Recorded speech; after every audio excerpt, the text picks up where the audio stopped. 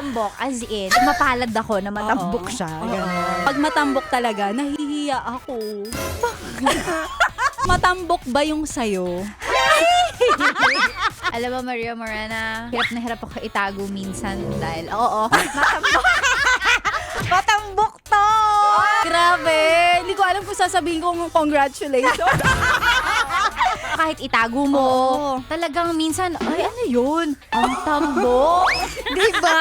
Yung sa'yo ba? Sa akin, depende sa araw. May araw na matambok siya, tapos may araw din naman na hindi siya masyadong kita. Sa akin, laging matambok lang. Talaga? Oo, lagi lang siya matambok, as in. At saka minamaintain ko siya na ganon.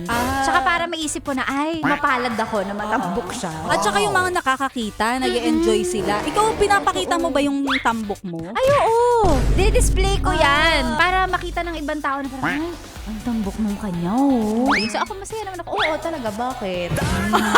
Sorry. Kasi yung sa akin, minsan pag matambok talaga, nahihiya ako.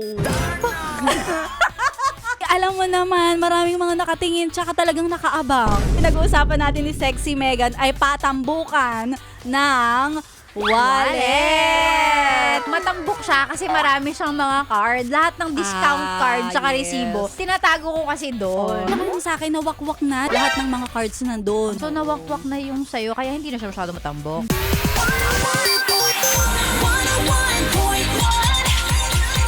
Yes FM. Yes FM.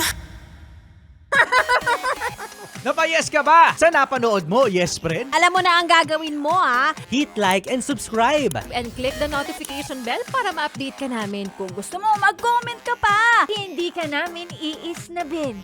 Go yes, friend.